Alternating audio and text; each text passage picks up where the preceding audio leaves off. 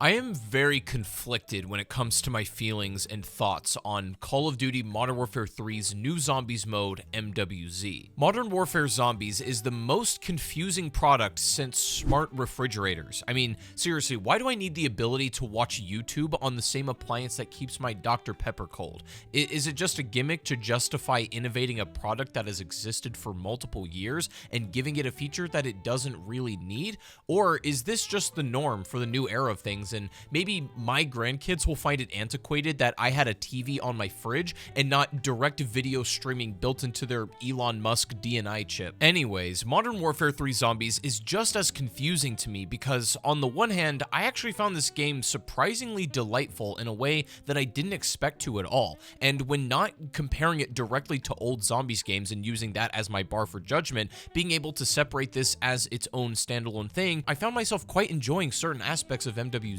But on one hand, it feels like something that was quite literally dragged out of the dumpster and slapped onto Modern Warfare 3 in order to help justify its price tag. And I know from firsthand accounts just how close this game mode got to not working at all. And what's even weirder is that it surprisingly had a pretty good reception on launch and a very hot start to its post-launch season of content. It wasn't an absolute mess or dumpster fire like another game on launch. I know that's not setting the bar incredibly high, but we at least had Pack-a-Punch camos when this game mode came out. But now fast forward to the present day, and it seems like this mode has been all but abandoned and forgotten by the very studio that made it. But there's lots of reasons for that. It's quite unfortunate because I feel this was a mode with great potential and was a refreshing spin on the Zombies mode. It was not a replacement for round-based zombies. MWZ represents this conundrum for me where, like, on one hand, I should despise everything about this and the way that it's twisted and misshapen the Zombies experience of the past, but at the same time, I actually found this fun and interesting in a totally different way, completely separate to my enjoyment of more traditional COD Zombies. This is one of those things that on paper doesn't really make sense to me and seems kinda unfun, but in execution has some really nice bright spots and very good ideas in it. However, what I fail to understand is, despite the mostly positive reception from the community initially, instead of dedicating more resources to help MWZ grow and flourish as much as it can, Activision and Treyarch eventually pulled off the mode entirely to go work on Black Ops 6. And that's fair enough, I guess, but if the plan was to abandon the mode from the start, then why even bother putting this in the game then?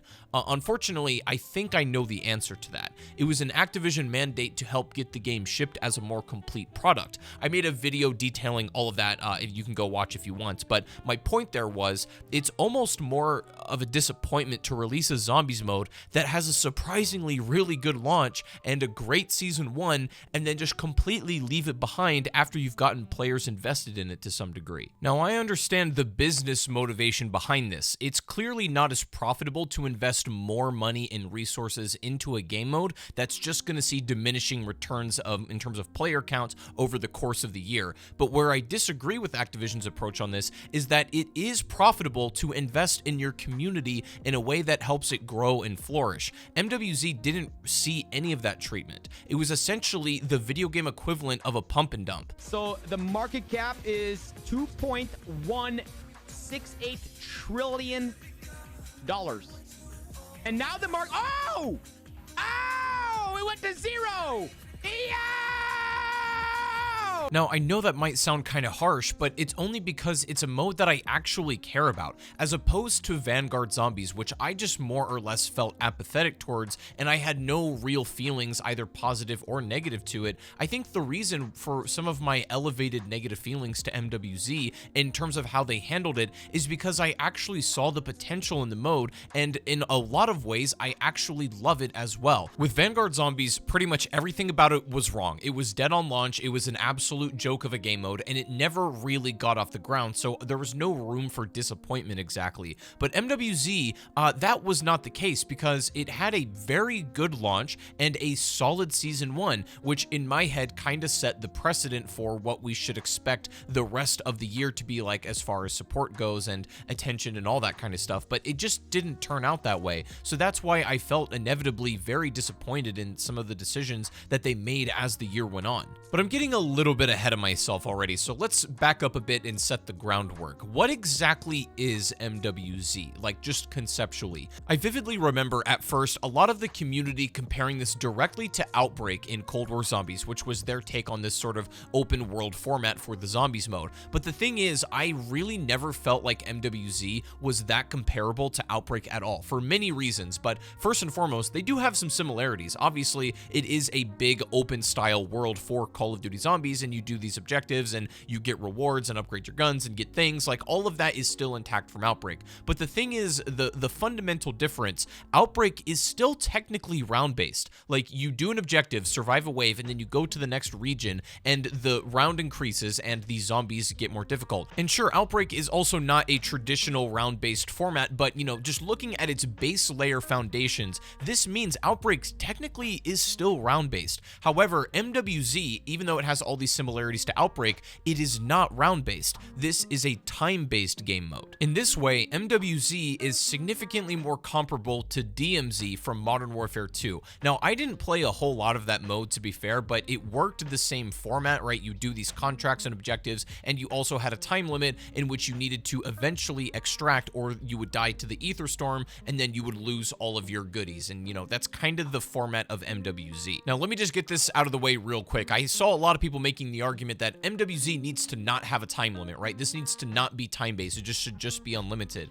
But you realize a zombies mode of any kind needs some kind of thing that pushes the game along. For traditional round-based zombies, it's obviously, well, the rounds that make the game more difficult. This needs something to prevent the game going on infinitely. And also, it's an online-only mode, so it just can't go on infinitely. The reason I'm bringing this up is because I'm not going to defend the time-based zombies formula. I'm not exactly the biggest fan of it, but I understand its purpose and its function, and it is vital to MWZ as a mode. If this had no time limit, there would be no stakes to the game, there would be no excitement, there would be no pressure to do anything, games would go on infinitely, which just isn't technically possible, but it's also just not fun game design either. So I understand the point of having a timer. Do I think it should maybe be a little longer per game? Maybe, that's arguable, but getting rid of a timer is just a non-starter, so I don't even want to go there. So the basic format is that you have 1 hour per game, generally speaking. You have 45 minutes from the time you touch down off the helicopter, and then you have an additional 15 minutes when the ether storm begins to spread, and then you need to extract safely, and you lose options as that begins to spread more and more. So you've got about, give or take, an hour to do anything you want in game, and that's kind of the limit that they put on it. And that limiter is important for a couple of reasons, because it does a few things to the game mode. Number one, it actually is the catalyst in which you progress. The reason you can't have no timer is because if you started a game and eventually got tier 3 pack-a-punch and you got fully upgraded all of your perks and everything, then you could just do all of the endgame content in a single match. The reason a time limit exists is because the whole idea is you're supposed to progress and upgrade yourself as quickly as possible to then go and engage with the endgame content, and the schematics and acquisitions that the game relies on and requires you to extract with to use in your next match are key in that. And so basically the timer is the core of how every single system works in MWZ. You can't get rid of it, otherwise the game mode falls apart. It just doesn't work. Now, the fact that MWZ is not a round-based zombies mode, however, it's an extraction mode, is key in understanding how progression and content works. What's interesting is that I played this at Treyarch before the game came out. We got one match to play, and very oddly, we didn't get to look at any of the schematics or acquisition systems at all. And so after my first play session there, I left feeling very confused about the mode because I just didn't really get it. I didn't understand the point. But when I finally got to play it at home and engage with all the, schematics and acquisitions and the story missions and that kind of system, then it finally clicked for me and I got it and I found where the fun was to be had. But it's kind of strange where all of the content that you're supposed to enjoy is essentially tied to these schematics and acquisitions. That's kind of the fun part of this game mode. The most enjoyable stuff is collecting the highest tier loot and rewards in the game. Obviously, that's kind of what it's for. And so not being able to really engage with that at all the first time I played it definitely felt a bit hollow. But now that I understand the mode, I want to lay an idea out to you that's going to be very relevant throughout this entire video. I've been thinking about the concept of replayability a lot. I've been trying to figure out what makes replayability in a video game. Like, you know, there's games that just aren't replayable, and there's some that you feel are infinitely replayable. And I feel like I've boiled down the concept of replayability into two distinct categories. On the one hand, a game can be replayable because it constantly gets an additional flow of new updates and content to play and things to do. Like, imagine Destiny, imagine MWZ. You know, these games get replayable because every so often new stuff gets added for you to do, new things to go and collect, rewards, etc., like new content. Or, on the other hand, a game can be replayable because game is fun. And what that means is that the gameplay inherently is so fun that it kind of is a reward in and of itself. The gameplay is so enjoyable and engaging on its own that that is the sole reason to play it. It doesn't need an additional flow of content all of the time to make you want to play it. The best case example I think of all the time is Sekiro. I love that game, and it doesn't ever get content updates ever. It never even got any DLC, but the game inherently is so fun to play just from the perspective of the gameplay loop being very addictive and incredible that it's infinitely replayable to me despite it never getting any new content ever. Now, you could say in a perfect world, maybe a game should, you know, pull from both categories. A game should be replayable because it has new content and rewards and things to do, but also maybe a game is fun. And I would say the best zombie games of the past, in particular Black Ops 3, I feel struck a perfect middle ground between these two categories. Black Ops 3 game was fun, and it also had, you know, rewards and new content and things to do occasionally. It wasn't completely reliant on one or the other, and I think it struck a very good balance. MWZ is an extreme example of being entirely content-based. If we're looking at a spectrum, I'm putting MWZ and Destiny completely on this end, and then I'm putting Sekiro on the totally opposite end of the spectrum. And, you know, zombie games of the past fall somewhere usually in between these two extremes. But MWZ, once again, is an extreme example of being entirely reliant on content-based enjoyment. And that's not a bad thing at all. I'm not saying one form of replayability is inherently better than the other. That's just how it is. And there's people that prefer one side, I'm sure. But MWZ, that's where it falls. It's a content-based game.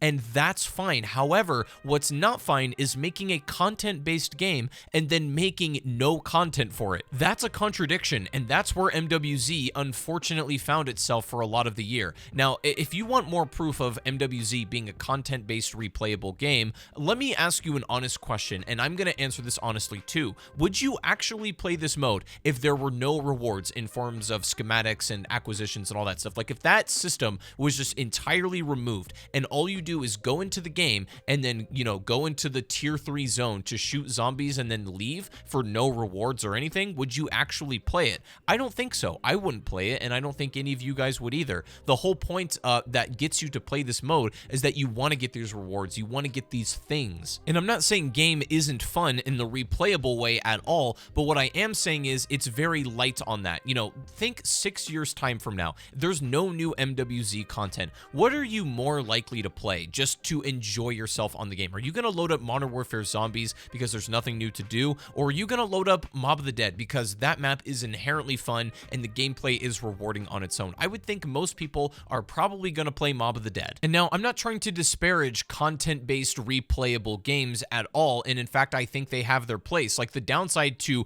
game is fun is that you never get any new content. As much as I love Sekiro, it's like there's nothing going to be new to do ever in that game, which is a bit of a bummer in one sense. So both approaches to replayability have their distinct advantages and drawbacks, and MWZ is very heavy-handed on one side of that spectrum, and that's okay. But what wasn't okay was not giving a content-based mode content. That was what really sucked. Now, initially on launch, MWZ had a fair perceived amount of things to do, or what you might call content of the game, right? You have all of these story missions, and as you complete them, you'll unlock different rewards, acquisitions, schematics, and so on, eventually culminating in a boss fight that you might compare to an Easter egg. Now, the thing is, you can also see a very clear difference in design when it comes to MWZ versus any traditional round-based zombies. So, you know, you can load up a brand new zombies map. And if you have a spreadsheet in front of you, and if you're good at the game, you could probably do the Easter egg and experience the main content on your first playthrough. Again, assuming you know what to do.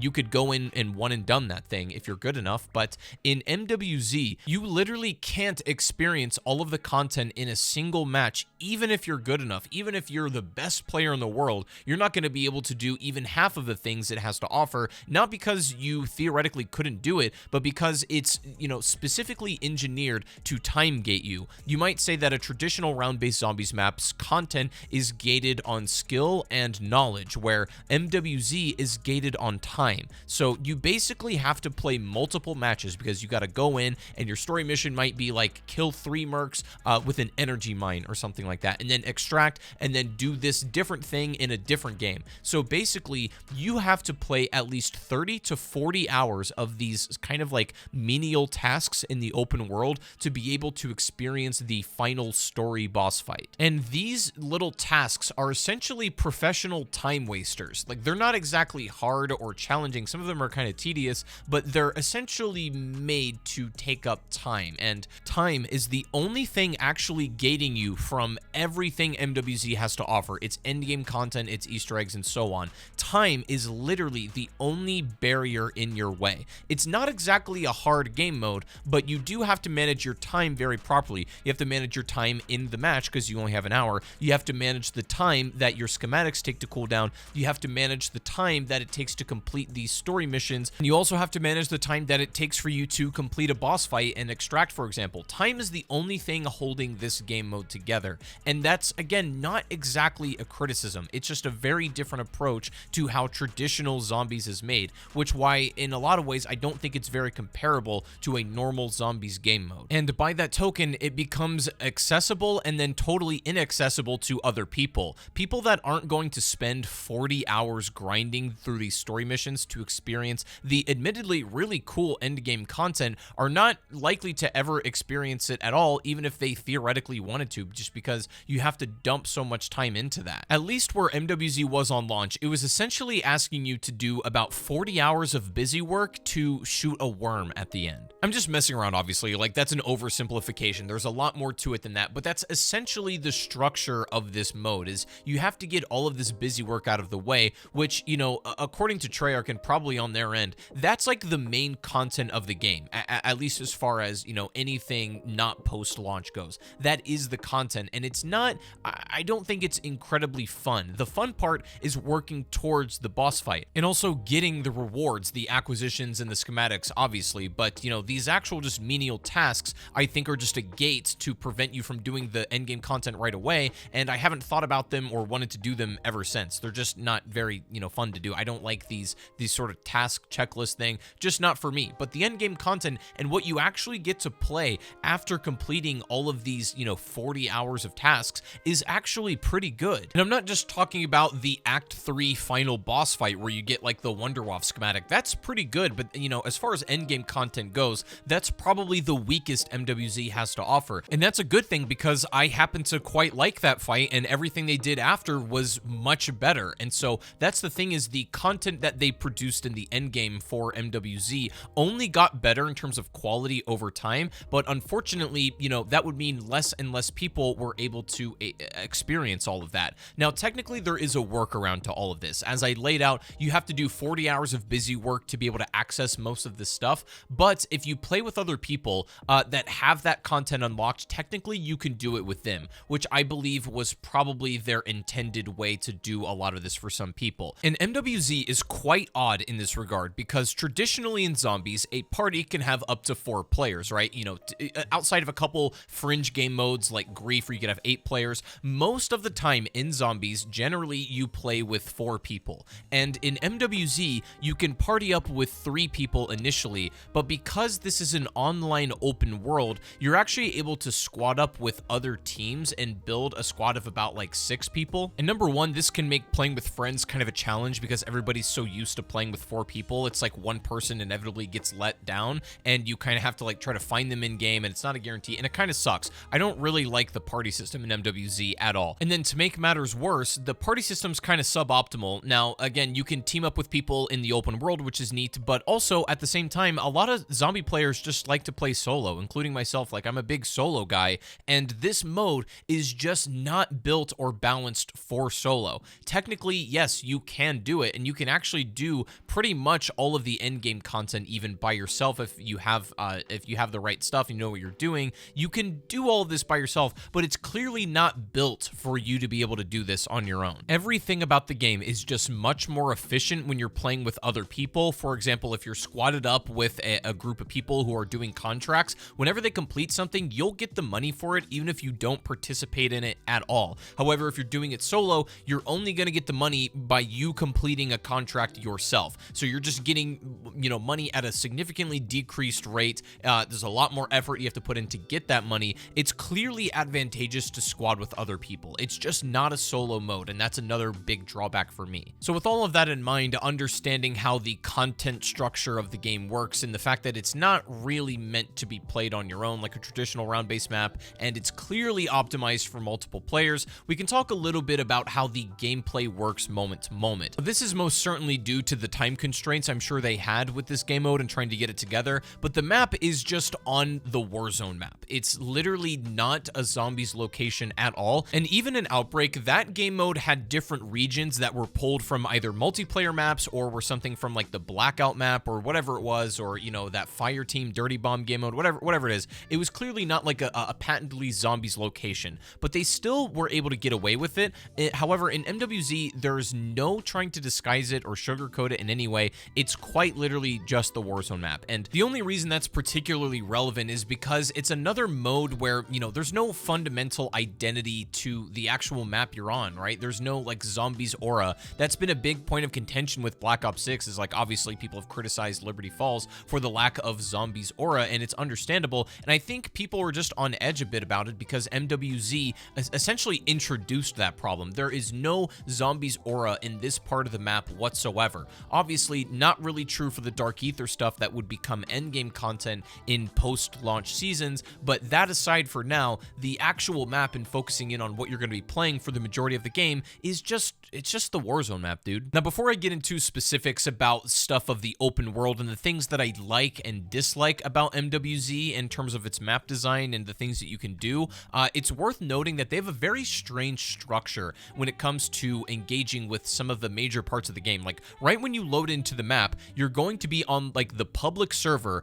with about 26 other people, and you're all connected to like this single server together, right? But if you go do any of the endgame content, it like loads you into a separate instance in which it's just you on the server. It's still online, but it kind of like moves you to a completely different thing. It's very weird, and there could be some hiccups and bugs in this, but overall seemed to work okay. I just thought it was kind of odd. Now, the Warzone map is divided into 3 sections. You have the outermost portion, which is the low threat zone. Here you're going to find zombies, manglers, mimics, and mercenaries. And in the tier 2 zone, which is the yellow, you're going to find a little bit of mercenaries, but mostly more zombies and mimics and manglers and so on, a little bit tougher enemies. And then in the tier 3 zone is where you'll find the toughest enemies when it comes to this portion of the game, and it's also where the highest tier loot is to be found as well. That's only where abominations can spawn, and also in this tier 3 zone there will be no mercenaries either. Now, I think initially Treyarch wanted the mercenaries to play a big role in the combat triangle of the game, right? Like, you fight zombies obviously,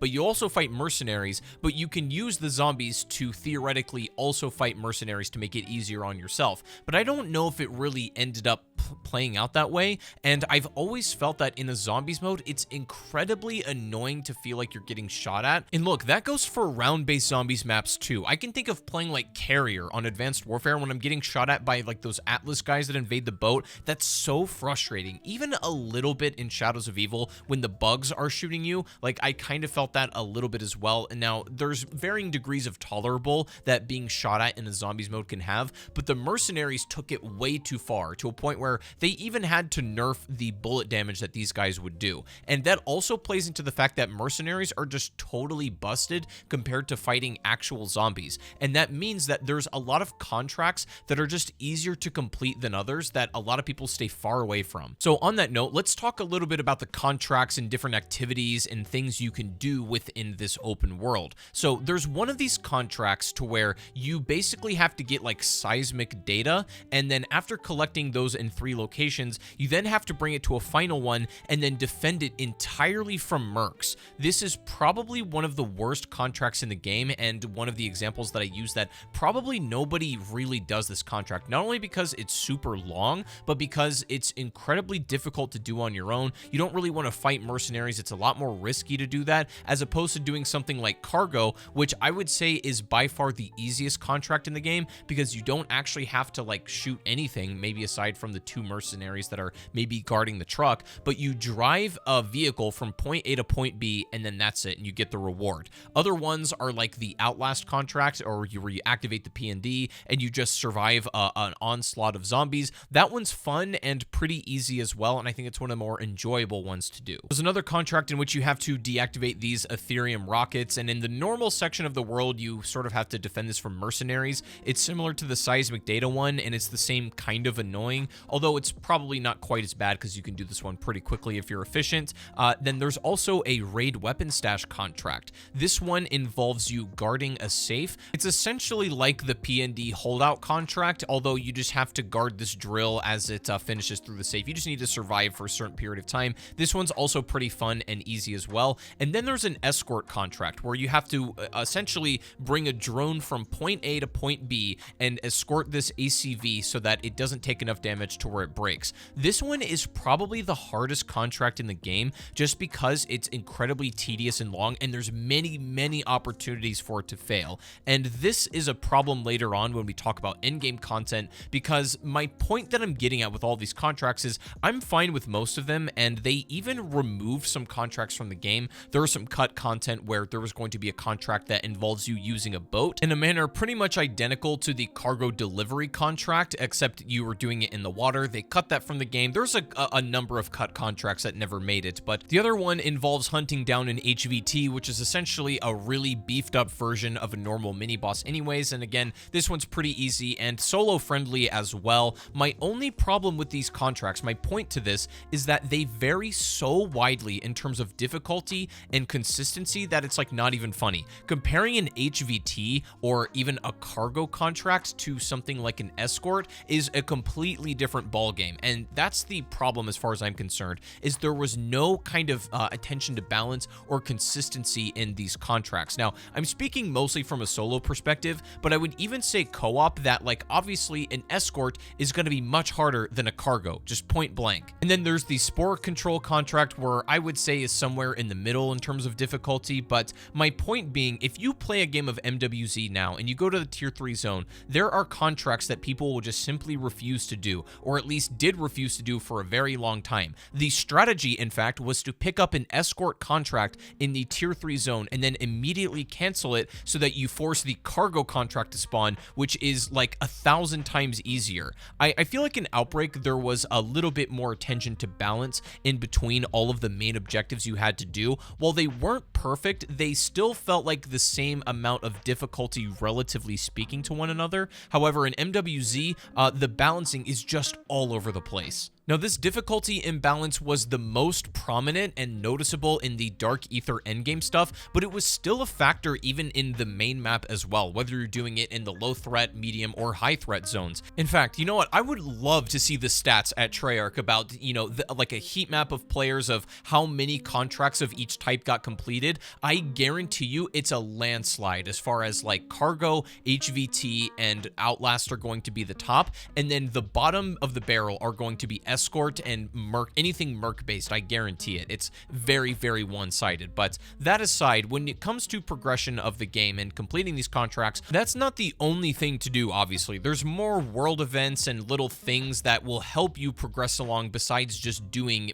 main contracts. For example, and something that I find very odd about this mode is that, similar to DMZ, you can collect a bunch of different random items throughout the map, right? You'll enter a building and you can dig through cabinets and and drawers and find little things, and occasionally you'll find some good stuff. You can open one of these like Ethereum crates and you might find like some essence or a self-revive. You could find a perk, an ammo mod, maybe even like a ray gun. You could find some good stuff in these, but the point is it was all very useful things you could use right away. But you could also find things that weren't exactly useful up front. You could find scraps of paper or like, you know, little computer chips and stuff that you could take with you and put in your inventory. And technically you could sell these at buy stations for more essence. And every once in a while you might find that item where it's like, oh, this is worth 5,000 essence, and you can put it in your inventory and then take it to a buy station and sell it for something useful. But most of the time, all of this stuff was worth like anywhere from 10 to like 300 essence, which just isn't a whole lot. And also it's not worth an inventory slot. The thing is, your inventory resources and the amount that you could carry was always super limited in this mode. In fact, there was never like an orange tier backpack ever. Like that was the highest you could ever get was purple. And your backpack space being so limited means you really had to pick and choose of the things that you want to keep. For most of the time, it was never worth it just picking up little things to sell. I feel like you needed some kind of like trash stash or just another separate tiny inventory to pick up all of these little things to maybe sell at buy stations, because that would actually be useful. There's no point in picking up a little like scrap of paper that's worth 15 essence and then bring it to a buy station. It's just like that doesn't need to exist at all. It's just kind of an example of something that might work in DMZ but clearly just doesn't belong in a zombies mode like this, and especially its implementation being very shoddy. Like, I understand maybe they don't want people just spending the entire game looting through random crap in the world, and that's fair enough, but then don't have it at all if, you know, it's going to be as useless as it is.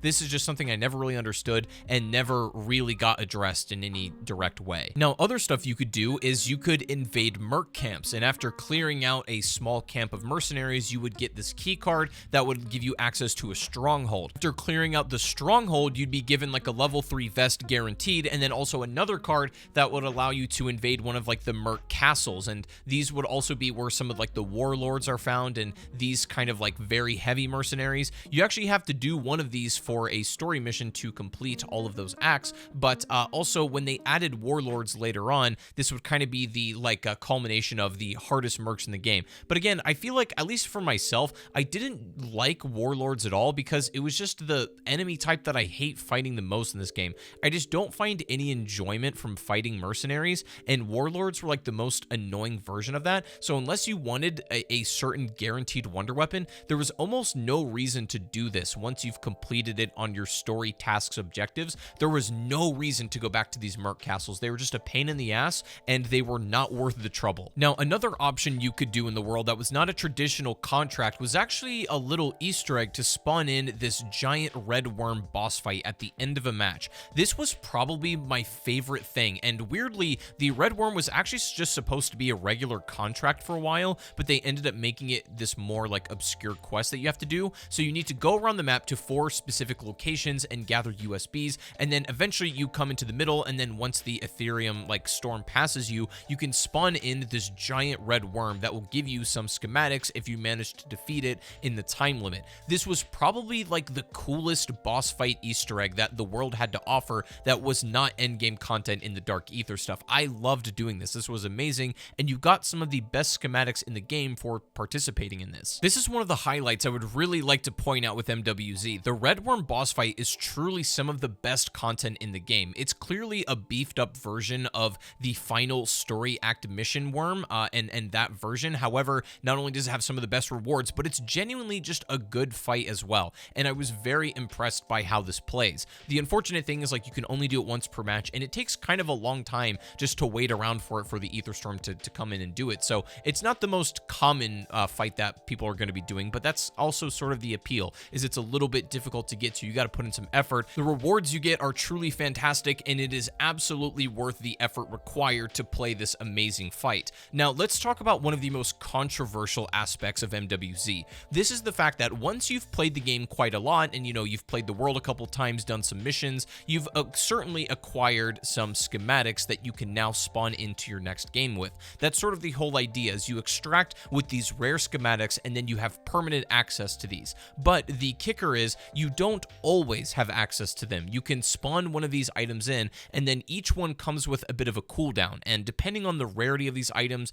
they would have different cooldowns associated with them, right? Like perks, for example, would have like about a 2-3 hour cooldown, whereas let's say a flawless Ethereum crystal, which is essentially tier 3 Pack-a-Punch, that item would have a 72-hour cooldown. And that's pretty brutal. Obviously, being able just to directly spawn in with a tier 3 Pack-a-Punched weapon is pretty insane, but a 3-day cooldown is also pretty crazy. But again, it's going back to the whole idea that this entire game mode is held together by time. The time gate is the only reason for this to exist, because if you could just infinitely spawn in these items, then all of the progression out of the game would be done in an instant. You could get one of these items and then just basically brute force all of these tasks that are incredibly easy with no real effort, and they obviously need to stretch out your playtime and retention. That's kind of the purpose of this whole mode. So the entire timed schematic system, I understand, was a problem for a lot of players, and they weren't just going to outright delete it, and they did tweak it to some degree. They changed the values on some of the wait time for a few schematics throughout the year, but they never just outright got rid of it because they really can't. Now, eventually, they added a system a bit later down the road. This was not on launch, but you could essentially complete a game and extract with a certain number of essence, and that would give you a cooldown reduction on not only your insured weapon slot, but on your schematics. Like if you extracted with, you know, a ton of points, so like a lot of essence, you could maybe get like an hour shaved off your schematic cooldown time, which was massively helpful. This is one of the best systems that they added post-launch. I really felt like this needed to be there from the beginning, but I understand maybe why they didn't have it right away, but it's a fantastic system that they had. But still, even despite that, I feel like the schematic cooldown timer was perhaps one of the most controversial mechanics of this, and it kind of felt frustrating in a way where you would play for a while and then, you know, you would want to continue doing more stuff, but you would hit a wall and where all of your schematics and useful things are on cooldown, where it's like, okay, I'm just not going to load up the game for like 3 days and I'll come back later. It's like, I theoretically wanted to play it, but I kind of just can't until like I have my stuff back. It just wasn't really the same. So I think they had the values of some of the cooldowns, you know, not totally optimal. Also, during the life cycle of MWZ, I pushed Treyarch hard for this. I'm like, if you get a schematic of something you already have in game, like let's say you have the Ether Blade schematic already unlocked, if you play that Dark Ether Rift and you extract with another Ether Blade schematic, regardless of the cooldown timer, it should automatically reset yours so that you can use it again. That just makes sense to me, and they never did that. And also the fact that this kind of encouraged people just to like sit there and farm zombies at extraction zones for camos, and once the system got introduced, that became like the way to really reduce your schematic timer, and you know, it just kind of encouraged people to exploit the game a little bit. But there was one very deadly exploit which we will talk about a little bit later. But before we get to that, let's delve into a little bit of what MWZ had to offer in terms of post-launch support, because again, the game launched with the Warzone map, and then you had this system of progressing slowly through the world, doing your tasks, completing objectives in the low threat, medium, and high threat zone, and then eventually gathering all these items and culminating in the final showdown of the finale boss fight against the worm in your last story mission.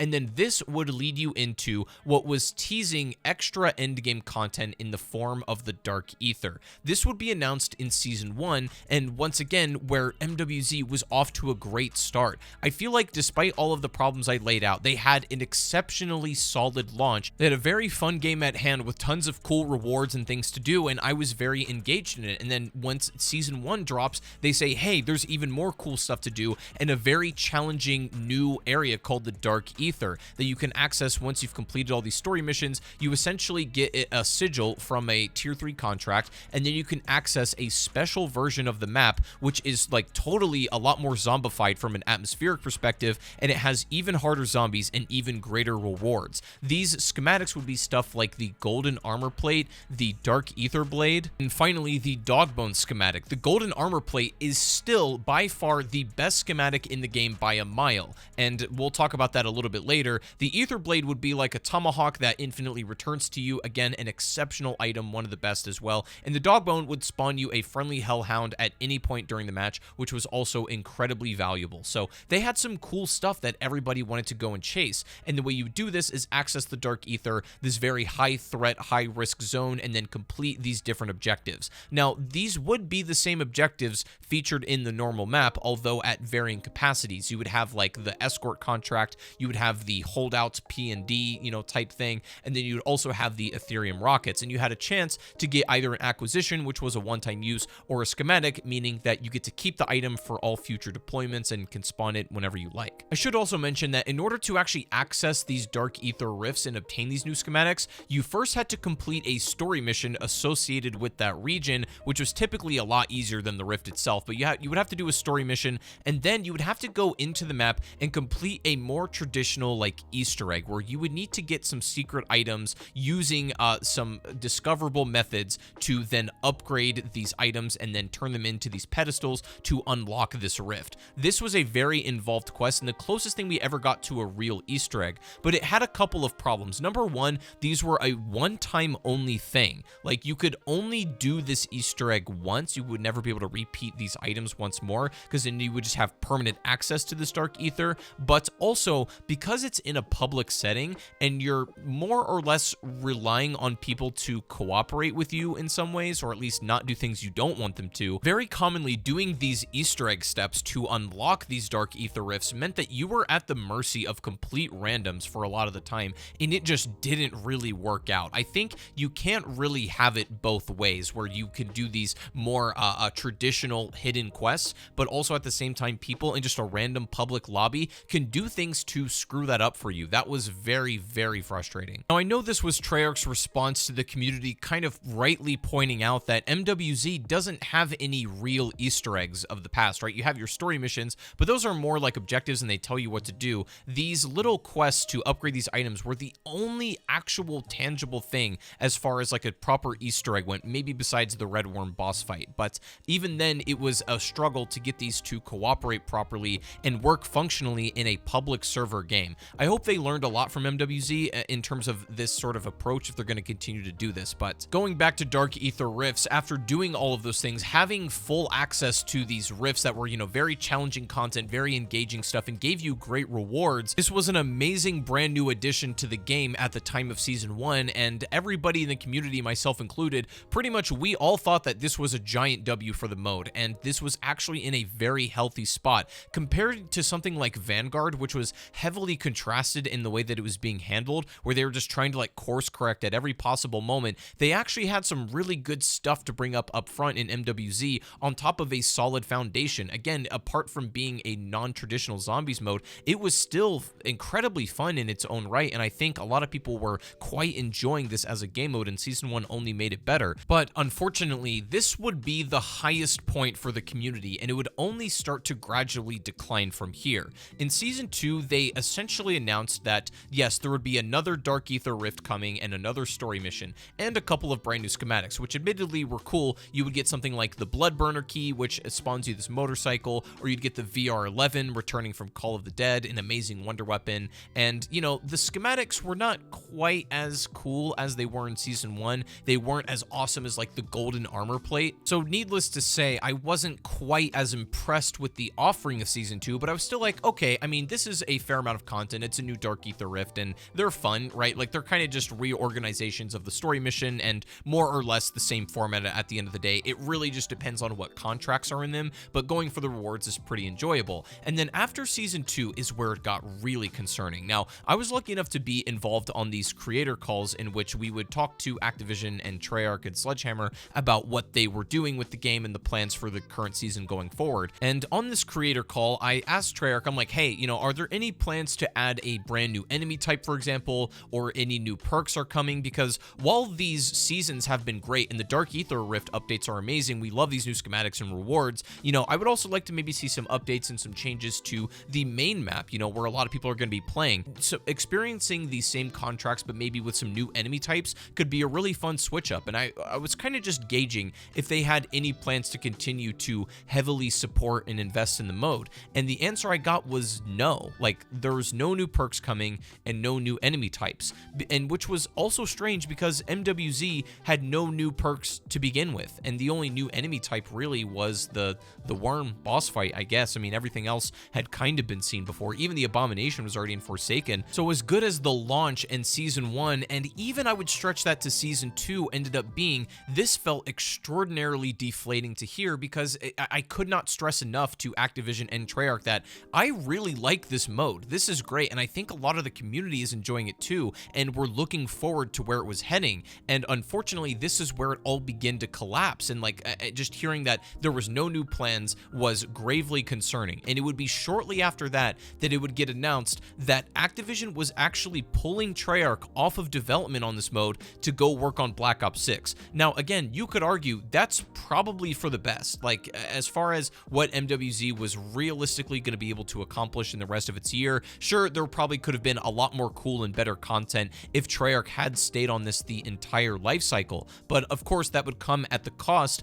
of development on Black Ops 6, where I think, you know, as far as traditional round-based zombies fans are concerned, a lot of people would prefer they dump their efforts into that. So I understand it, and I can't exactly argue with it, but it is disappointing as somebody who thoroughly enjoyed this mode and the direction of where it was all heading. And so after the handoff is where things would start to really slow down for development of this mode, and support would begin to taper off. Now, I believe after Treyarch was pulled off of this got handed to some people at Sledgehammer, but mostly High Noon Studios. And so from this point, content would really grind to a halt. Seasons would get announced, and there would be literally zero zombies content that would come out when an update is released. You would get some zombies content like in the mid-season update, but still, that would be quite a ways away from when a traditional season would drop. I think Sledgehammer killed it with multiplayer support on MW3. I actually think, in terms of Call of Duty, this had the best post-launch support ever from the multiplayer side of things, but from zombies, this was certainly not the case.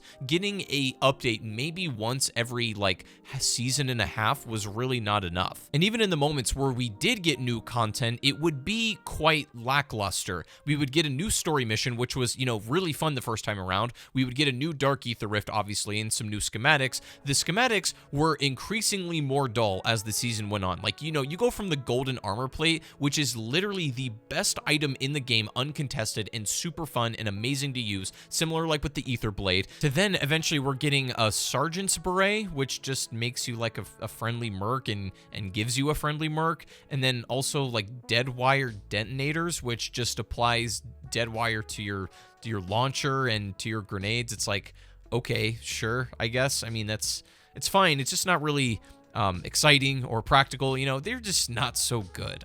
So the quality of these schematics began to taper off, and the appeal of them was not nearly what they were in Season 1 and 2. I have to admit, they did do some cool stuff with a few of these Dark Ether Rifts. For example, you had a secret boss fight you could access after completing all of the contracts in that area, in which you have to fight off against like a super beefed up disciple for some extra rewards. That was pretty cool. Like, that was very much appreciated, and probably one of the better Dark Ether Rifts that we've gotten as far as just gameplay goes. But the schematics, again, just didn't have the same kind of attraction like they did in Season 1 and 2. You could look at these seasons and moments and be like, hey, at least we're getting new Dark Ether Rifts, and at least we're getting schematics, because eventually this came to a head where they announced that there would be no zombies content at all. There would be no new story mission or anything. The only thing zombies was getting for the next foreseeable couple of months was something called the Unstable Rift, which is like a little Easter egg you can get into and then enter a very small portion of an already existing Dark Ether map in which you just kind of like survive rounds. It was sort of a round-based approach, I guess, if you want to call it, to MWZ,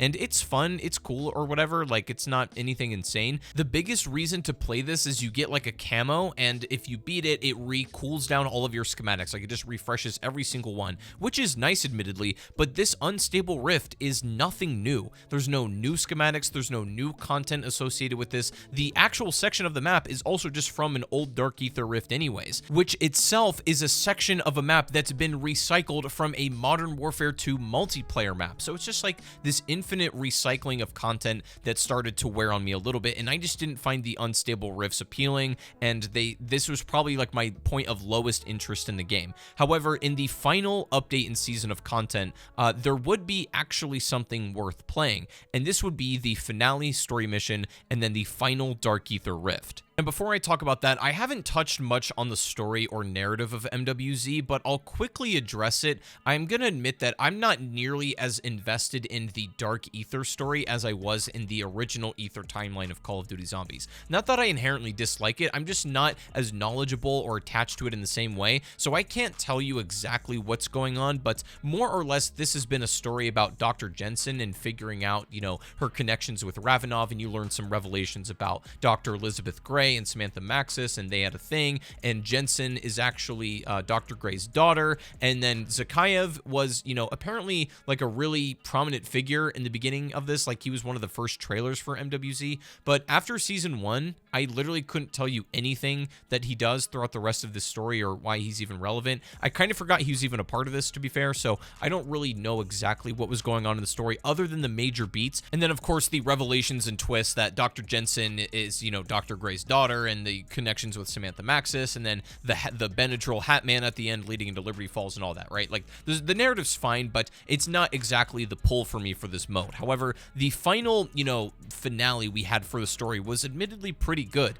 in which we see Dr. Jensen kind of make contact with the entity. I really haven't touched much on the structure of these story missions, but I want to quickly mention them because this last story mission we got is a giant leap in quality compared to all of the other ones previously. Typically, you load into this, different section of the Dark Ether, and then you would have a couple of things to do, like maybe a soul box, or then defeat a boss, something like that. Maybe a tiny little puzzle you got to do, depending on which Dark Ether rift it is. But in this final story mission, not only do you do like some typical soul box stuff, a little bit of hunting, but then it's also like this complete platformer, which was really interesting to play. And I love the way that this flowed and worked in this final instance of the game. It was a real attempt at unique and interesting level design, and maybe it doesn't completely work for a couple of reasons. Like, you pretty much need the Scorch or Wonder Weapon to interact with maybe not this story mission, but certainly the Dark Ether Rift that it's associated with, so that's a little bit of an issue. But also, I just love the attempt at this, and I think for the most part it worked. But the finale of this would be facing off against the entity herself in this final boss fight at the very end, which was phenomenal. In this boss fight, you have to jump around different islands, avoiding zombies, filling up soul boxes, and then dealing damage to these separate orbs on the boss herself, preventing her from doing these attacks. Like, if you do it inefficiently, she'll attack you, and you can stop these from destroying all these orbs in a timely manner. It's a very intense boss fight. It's well done. It's excellently made, and I thoroughly enjoy this. This was easily the highlight of MWZ when it comes to end game content. I genuinely enjoyed playing this fight, and there's actually two versions of it. There's a phase 2 if you're doing the story mission where you think she's dead, but she's clearly not, and you got to go through a little bit more health to where she actually has a shield, and then only after completing the surprise phase 2 do you get your Dark Ether rewards. I genuinely was not expecting a phase 2 in that way, and that caught me by surprise, and it was delightful. And then there's actually a slight variation. If you're doing the Dark Ether Rift, you can do a secret boss fight in order to get a blueprint, in which the boss fight's a little different, maybe slightly more intense. She has more moves, and it's a ton of fun as well. So they put some real thought and attention and love into this final season, but it's just such a shame because, the content drops were so incredibly inconsistent. We would go months and months with no zombies content, and then they would have like a banger finale. Now, I have to complain about something because they fumbled the last Dark Ether Rift so hard. For some reason, they made the drop rates of schematics in this final Dark Ether Rift like next to 0. I'm gonna be honest, lads, I still don't have the final schematics. There's one that actually increases your stash acquisition size, like just what you can hold in the main menu, which is hugely important, and I still don't have it because for some reason this like Dark Ether Rift just really doesn't want to drop schematics. I don't know why. They made, I don't know, to encourage replayability, but at this point I just don't care anymore, and I'm not going to go out of my way to get these. I just feel disappointed that they never dropped for me. I did this multiple times and I couldn't get anything. While I was hugely impressed with the finale of Modern Warfare Zombies, I genuinely loved everything about this boss fight. I was so impressed. I did feel a little disappointed that I couldn't actually be rewarded for the endgame content like I was used to with every other Dark Ether Rift. They just made the drop rates almost 0, and that just felt kind of unfair and a little deflating and dissatisfying, so I'm not really sure what was up with that. But MWZ had a couple of barriers to overcome that really ruined its gameplay, and this is where I want to talk about a couple of the glitches that shattered the mode from the beginning. And yes, I'm going to talk about it. First and foremost, Tombstone absolutely ruined the game. Tombstone initially was supposed to be like a little perk that, you know, if you died in a match, instead of losing all of your stuff, which is the point of the mode, it's an extraction game type, so if you die, all of the stuff you had on your character is just gone. Tombstone was supposed to kind of alleviate that and allow you to pick back up a little bit of your stash that you had, and it was just kind of to be a minor benefit, but people found a way to abuse the hell out of this perk to where they could basically stack points from a prior game, duplicate schematics, and so on. You could start a game with like hundreds of thousands of points if you wanted to, which would completely ruin the progression. I think they needed to completely remove Tombstone from the game, and they never did. Not only did this mode not see support in terms of content, but it also didn't really get support either in terms of just game-breaking glitches that desperately needed to be addressed. MWZ got neglected its entire life, not only with glitches, but even just with like basic server issues. There would be moments of the game and like months on end where the actual like moment-to-moment Warzone section of the main game would be genuinely unplayable because the servers were so unstable. Your only choice was to go into one of these like more stable solo servers and hope that your connection just doesn't fail. And one of the biggest problems was that if you did disconnect from the game, you would still lose all of your stuff. It would be like a failed exfil. So like the internet could go out or the server could crash for a while and you would lose everything. Eventually they did patch it to where if it was a problem on their end, you would get to keep your things. But I don't know, if something would happen to your internet, you'd lose everything on your character. And I cannot tell you how many times I unfairly lost my equipment and schematics due to some kind of network issue. There was no attempt to alleviate that. And so in some ways, I feel like it's no wonder people attempted to just absolutely break the game through the Tombstone glitch. I was never going to condone that, and I don't condone glitching, but at the same time, I get why people were doing it because like just the game could be so unfair just from like a pure technical perspective. The game was buggy as hell in so many ways, and that would unfortunately not just result in annoyances, but in genuine loss of progress. One of the biggest weaknesses of this game mode is that there's essentially no offline play at all. Like, not only is that a problem from a technical perspective, but also because they abandoned it, so many game-breaking bugs never ever got even looked at, and they still plague the game to this day. But by far the worst thing about the fact that this is an online-only mode, yeah, sure, like the social aspect is cool, and having like this open-world zombies with randoms is kind of interesting. We've never seen that before, and that does require online only. I understand their format, but the biggest weakness is the fact that eventually one day this game's gonna die. Like, this game will be unplayable in a way that no other zombies game is. Like, I can go load up my PC or my PlayStation 3 and play Keynote or Toten, or I can play Mob of the Dead or Origins right now. That will be on a disc. I can play that anytime I want to and have that experience. For MWZ, as soon as like the Modern Warfare 3 servers are no longer supported or available, this mode will be gone forever. Or as soon as there's not enough players to support the game mode and get lobbies rolling, this mode will be dead. Now, granted, that time is still pretty far away at the point of me making this video. I mean, Modern Warfare 3 is not even like a year old yet, and Zombies is still going to live for a couple of years to come on this game, but you get what I mean, right? Like, eventually that will be the fate. In 20 years' time, is Activision still going to be supporting the servers for Modern Warfare 3? In 20 years, are people still going to be loading up MWZ and looking for a game of Operation Deadbolt to play? I highly doubt it. There might be the odd soul now and again, but in 20 years' time, the same way that I could go grab my PS3 and still load up Origins and play it,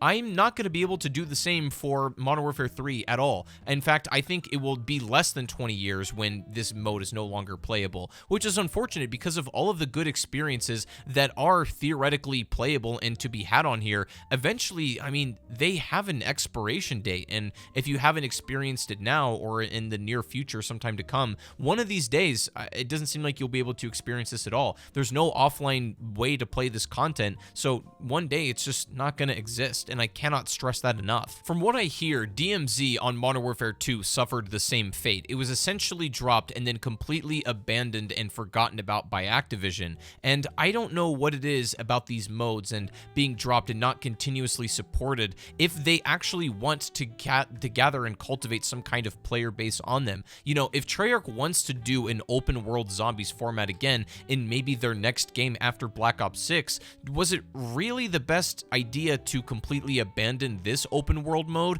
and not invest in that community a little bit? This is exactly what I was getting at the beginning of the video. It's like, if you wanted people to be hyped about open world zombies again, then maybe like completely supporting MWZ all the way through and giving it the best potential it could have. Maybe that was the right idea to get people more on board with another open world zombies, if they're going to be doing that. I'm not sure if they are, but you know what I mean, right? It's like investing in that community, I think ultimately was the best long-term strategy, but to basically dump this on the game and then abandon it, but then have a pretty good ending, but still like a very mediocre mid-season was just like, why? I don't really understand what was the purpose of all of this. MWZ was confusing for me because, again, it's a mode at first I didn't really get it, and on paper, I don't think I would like it. I don't like checklisty kind of games that are essentially professional time wasters, but I ended up really liking this game mode once I got to play it at home, and getting the rewards and schematics was genuinely a fun time. I truly enjoyed thoroughly so much of MWZ. Even Season 1 and 2, I was completely on board with, and I played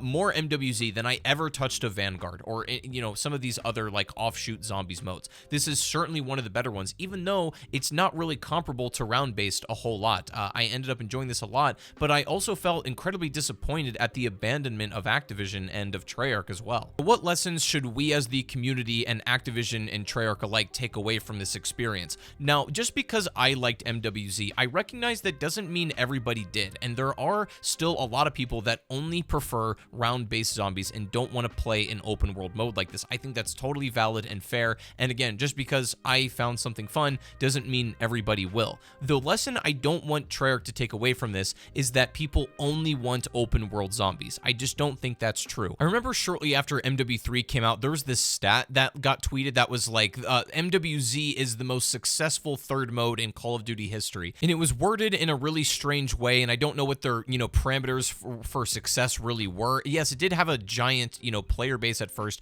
and a lot of people were playing it because it was specifically designed for retention in the early part of everybody playing, so it's no wonder it had a ton of players. It's not even a bad thing, but what I don't want them to pull from this data is be like, oh, this means everybody wants open world zombies, because it's just not true. There's a significant portion, and I would say probably the majority of people that like round-based zombies instead, and I think that's why a significantly larger portion of people are interested in Black Ops 6. And the reason I think Cold War was able to get away with it is because Outbreak existed on a game that had both their deviation of the formula, you know, which was the Outbreak game mode, but they had that alongside round-based maps. They had something for everybody, so in their next game or whatever, I don't want them to only develop open world if that's what they're doing. But if they are dead set on trying another open world mode, I would think that most of the community would be satisfied with them doing round-based zombies alongside their open world formula. If you have both, then you have something for everybody, and it's going to be appealing to a wider majority of players, and I think that's the right approach. MWZ was a fair attempt at this open world experience, and I don't know if I even like this more than Outbreak, because I just have a hard time comparing them. I like them for different reasons. I would say MWZ is significantly more fleshed out, and there is more content and things to do, but I honestly think I like the core gameplay of shooting zombies and surviving better in Outbreak, and maybe that's just like a Treyarch thing. I'm not really sure, but just for what that's worth, I think I like the core gameplay more there, but I like the content more in MWZ. Either way, they both have something to offer, but I just hope that they don't completely abandon round-based zombies to pursue this open world formula, because it is a nice deviation now and again, but I don't think this should be the norm for people that enjoy Call of Duty zombies. And the abandonment, it was probably the most frustrating aspect of all of it, because it has so much potential, and it had so much potential. They were able to reach some of it, and I would say overall as a complete package, Modern Warfare Zombies is certainly worth playing if you are a zombies fan, but it could have been so much more had they actually stuck with it through the entire year. But again, that would come at the cost of development on Black Ops 6. So in a couple of ways, I can empathize with Treyarch, and it's a bit of a lose-lose situation, but it's a mode that I didn't expect to like, really ended up enjoying, and then felt sad that it got abandoned and completely forgotten about. Sadly, I just don't think there was a perfect outcome here, because if I had it my way, then it would have been supported like it was in Season 1 for the whole year, player, but that might have meant that Black Ops 6 is sucky. So if I'm being honest with myself, it's hard to really complain about it because I would prefer that they dump resources into Black Ops 6. So in the moment, it feels terrible, but I can put up with them maybe not being able to develop as much on MW3 if it means that Black Ops 6 is all the better for it. But still, I was delightfully surprised about how much I ended up liking Modern Warfare Zombies overall. While there were some bright spots in the game and there were certainly some hard times and some very low valleys, the high peaks certainly made up for it, and it's a mode that's going to be memorable to me. It's a shame that it's probably not going to be playable forever because eventually it will just sort of go offline or no longer have enough players to support it, but I'm glad to have experienced the breadth of everything that was developed from